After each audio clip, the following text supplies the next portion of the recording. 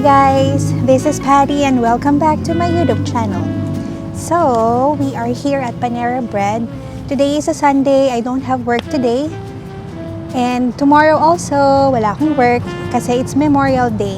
So, I took the day off. Gusto ko lang ipakita yung aking in-order. So, this is sandwich, chicken, chipotle chicken with avocado. Tapos, naka 50% yung kanilang pastry. So, kumuha ako ng croissant.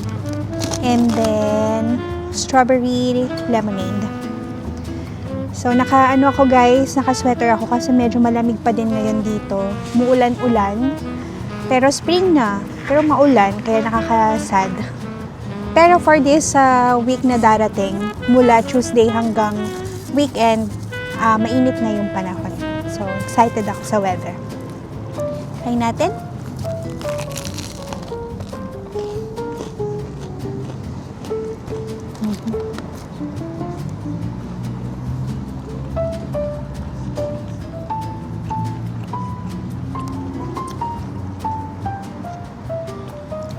Masarap siya guys.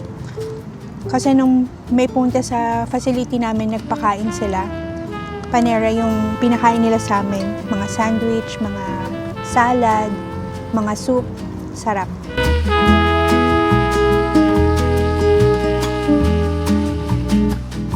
Quick life update lang guys. Kasi mga 1 month din ako na hindi nakapag-upload.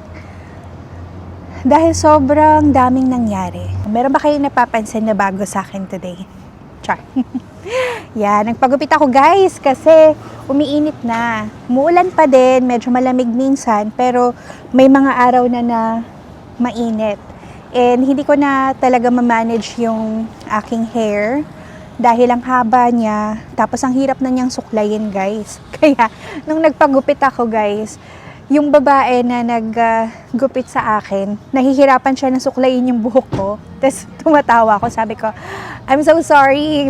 Tapos sabi niya, no, it's okay because I'm gonna cut your hair naman, sabi niya. Kasi, pag nagsuklay ako sa umaga, yun na yun. Hanggang hapon na yun siya. Hindi na ako nagsusuklay dun sa work kasi busy na. Kaya, ayun, talagang nagbubuhol-buhol na siya. Nagpagupit ako sa Supercut. Yeah, Supercuts yung pangalan niya. Murang-mura lang siya, $28 lang. Pinakita ko lang yung picture na gusto kong gayahin niya. And, nagaya naman niya, guys. Kaya, ayun. Happy ako dun sa ginawa niya na haircut sa akin. Tinatanong ako ng mga workmates ko kung nagsisisi daw ba ako. Sabi ko, actually, I really don't care anymore. As long as my hair is short. Kasi, ilang buwan lang yung lilipas, hahaba na naman siya. Kaya, dati kasi guys, talagang naiinis ako kapag sobrang ikli or hindi maganda yung aking haircut. Dati maarte talaga ako sa buhok. Pero ngayon, nung lumipat ako dito, parang wala na akong pakialam. Yung nakaraan kasi na aking haircut, ay hindi nagustuhan ni Jeff. Actually, hindi ko rin talaga siya nagustuhan, pero wala na akong magagawa eh. Nangyari na. Kaya yun. Okay naman siya guys, di ba? Nagmukha naman akong tao. Ayan. So, ano pa yung mga nangyari sa akin lately? Oh, guess what? I found a new hobby. This is not so me, guys. Pero, trinay ko lang and nagustuhan ko naman siya. So, naglalaro na ako ng PS5. Yep, that's not me guys. Kasi wala talaga akong alam sa mga video games or mga computer games. Like, hindi mo talaga ako mapapalaro ng ganun. The only time na naglaro ako ng mga computer games is yung sa laptop ng kapatid ko. Yung mga luto-luto, tapos yung hanap-hanap, hanapin yung ganito para ma-solve yung, yung problem or yung crime or whatever. Yun yung mga nagustuhan kong games before. Pinalaro sa akin ni Jeff is binilhan niya ako ng game guys sa Finger Lakes Mall. Final Fantasy. So, itsura pa lang yan nung tinignan ko, oh my God, wala talaga akong alam sa ganyan. Hindi ka ako marunong gumamit ng controller. Nung naglalaro kami sa Pilipinas, trinay ko lang na makipagsabayin sa mga pamangkin ko. Tinatawanan nila ako kasi hindi ako marunong talaga.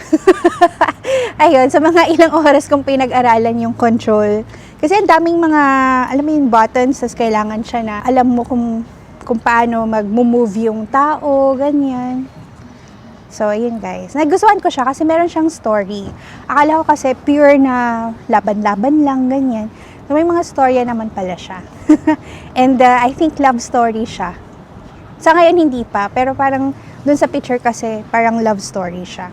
So, ayun, update ko kayo kapag natapos ko na yung game na yon. And then, ano pa yung mga nangyari sa akin? Okay, so mayroon akong papakita sa inyo guys na news flash. Yan. So, yung ano na yan guys, yung news flash na yan, ay nangyari lang last week. So, that was Thursday. And dalawa lang kami sa therapy department that time. Dahil yung boss namin, tsaka yung isang OT, nandun sila sa isang facility, sister facility namin sa Sodas. Tapos, hindi ko alam kung dapat ko ba yung kwento, pero hindi ko na lang i-detalye. Yung parang general details na lang, na merong mga na-expose sa isang substance na mga staff members. And thank God guys, walang naapektuhan na resident or pasyente. Puro mga staff lang. And I think nasa 6 sila na nahimatay, as in unresponsive talaga guys.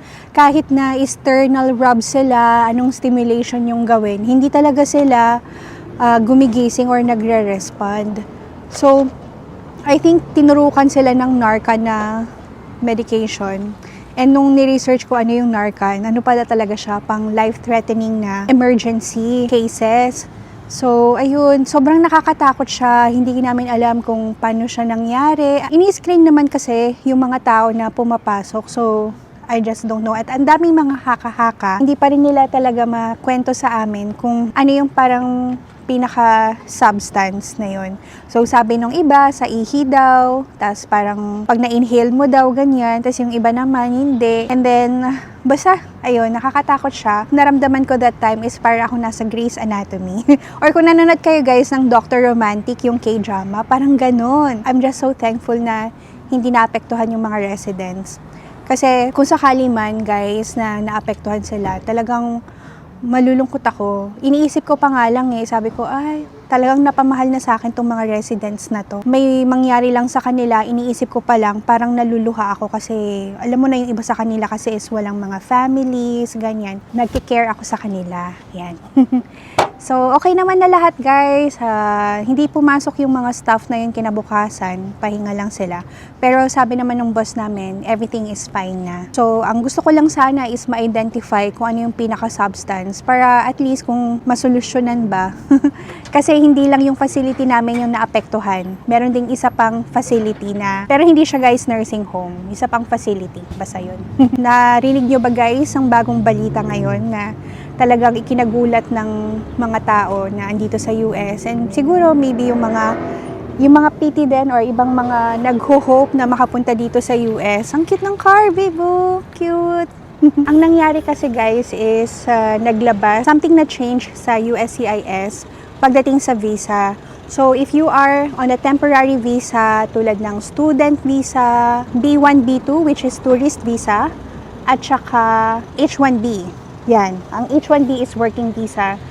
Hindi ka na pwedeng mag-apply ng green card dito mismo sa US. So, pasensya na guys ang hangin Kailangan mong bumalik sa home country mo, tapos dun ka mag-apply ng green card.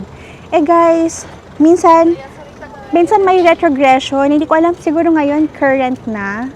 So, minsan may retrogression siya.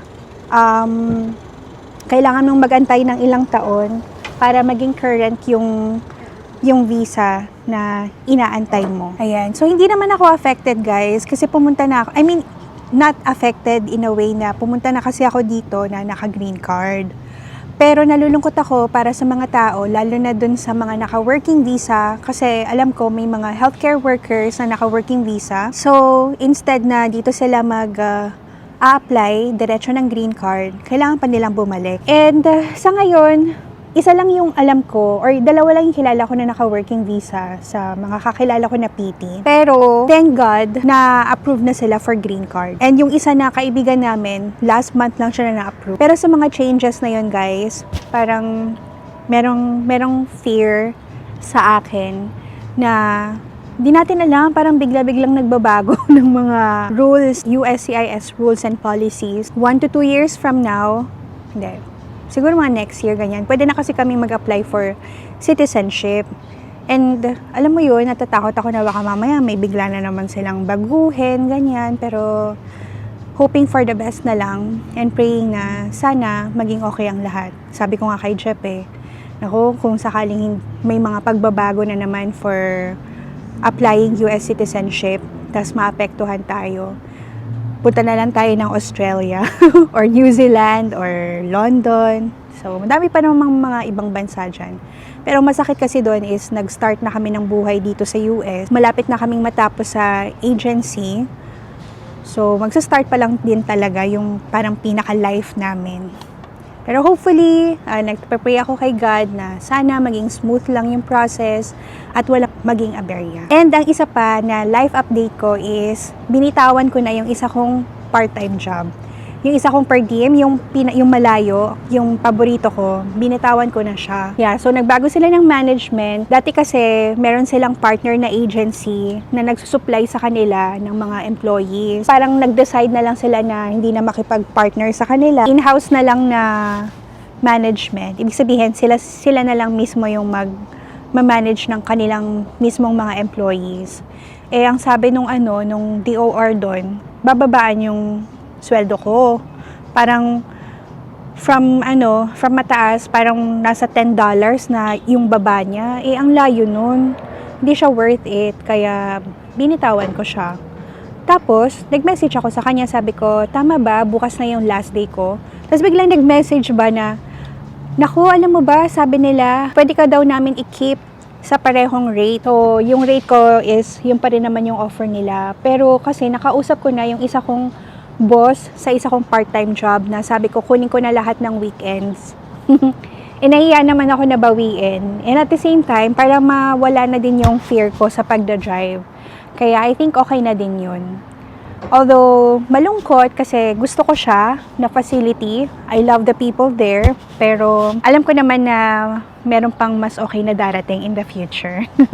Ayun. So far, okay naman ako ngayon. Meron akong pasok lagi every Saturday. And it depends kung ilan yung admissions sa number of hours na ipapasok ko. So, for example, 2 lang yung admission. So, mga half day lang yung papasok ko. Hindi naman masakit, di ba? Pero lately kasi, dinadagdagan niya ako ng mga treatments. So, instead of evaluations lang, may mga treatments na minsan 6 or 4 na pasyente. Kaya inaabot ako ng mga alas 3, alas 4, ganyan. Which is okay lang. Hindi ako nagre-reklamo. Nakakapagod lang talaga. Pero okay naman siya. Masaya naman dahil hindi siya ganun ka-stressful. So, yun lang guys, ang aking mga life update. Sobrang naging busy lang talaga. Pero so far okay naman ako and sana okay din kayo dyan sa Pilipinas na mga nanonood at sa mga kaibigan ko na andito sa US. I hope that you're all doing okay. Guys, thank you so much for watching and for always supporting my vlogs. Ayan, talagang sira na aking hair lalo. Okay, see you guys again. Bye!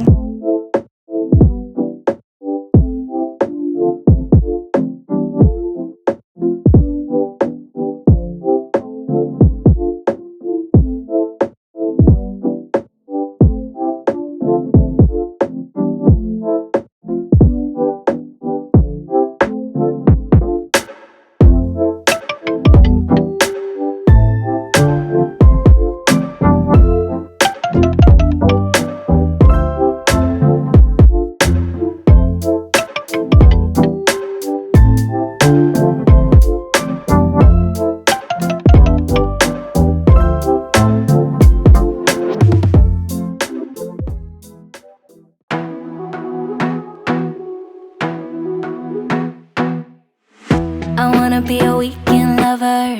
Yeah, I'ma be the best damn lover you got. I wanna mess up your covers. You love, you love, you love. I don't wanna meet your mother. Never ever ask me how I've been. Remember why you have my number. You love, you love, you love. I'm the best thing that has ever happened to you. Here's your time to shine. Now show me what you can do. The way my hands feel on your body, the way we're dancing in the dark. With every move I make, you're falling. You love, you love, you love. The way my lips feel on your body, the way we're moving in the dark. With every breath we take, you're falling.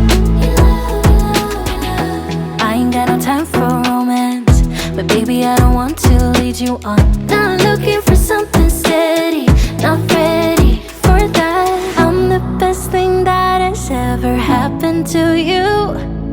Here's your time to shine, now show me what you can do. Make a move, the way my hands feel on your body. We were dancing in the dark. With every move I make, you're falling. The way my lips feel on your body. The way we're moving in the dark. With every breath we take, you're falling. Every breath that we're taking, with every step you're falling. Hi guys! I am here at downtown Auburn dahil gusto ko na makita yung kanilang memorial parade. Hindi ako pumasok ngayon, naglakad lang ako. Hindi na sumama si Jeff guys kasi hindi siya nakatulog kagabi. So sabi niya ako na lang daw. So I guess this is a solid date for me. Samahan niyo ako today and let's enjoy the rest of the day. With every move I make, you're falling. With my lips feel on your body. Like we're moving in the dark. With every breath we take, you're falling. Every breath that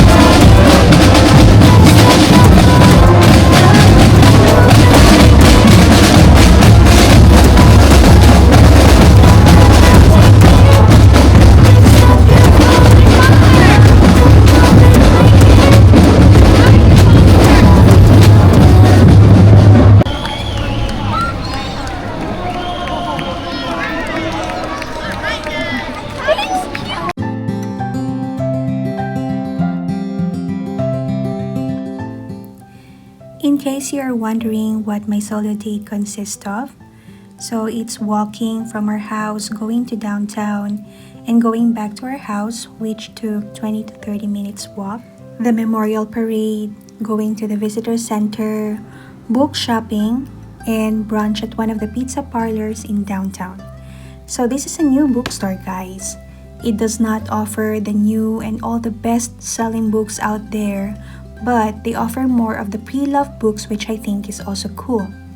I am grateful for this store because it is bringing back my love for books. I started reading books when I was in my second grade. That's the time when we transferred to our province where we did not have channels in our television and we only had VHS and Betamax. So I discovered just out of the blue that there are some stories for children compiled in a book, and I think I found that book in one of my cousin's place. You know what I miss, guys? I miss fully booked. So when I was working in J. Roos, I can buy 2 books or 2 to 3 books in a month because books are kind of expensive there, guys. So it's like 500, 600 pesos. It depends on the book. So yeah, I kind of miss it. We don't have it here. I guess we have Barnes & Noble, but I think the nearest Barnes & Noble in our place is an hour away. So here I am just passing by a pizza parlor and I think I want to try it. So I did try it and it's kind of mura and also masarap naman. So here I am going back home and it's kind of gloomy pa din, but medyo mainit. So medyo nagsisisi ako why I was wearing this sweatshirt. I am just glad how my husband is supportive of what I want to do during my day off. I have a lot of hobbies kasi, guys. Like, I don't get to do all of them in a day. So this quiet time that I am having right now is such a luxury to me. Quiet time is very important to me and my mental health. So I will really maximize it whenever I have the chance. I hope that you enjoyed my video for today, guys. I know it's not too much and I will try my best to somehow upload pa din and share a piece of my story here in US. And I hope I see you guys again next week. Thank you for watching.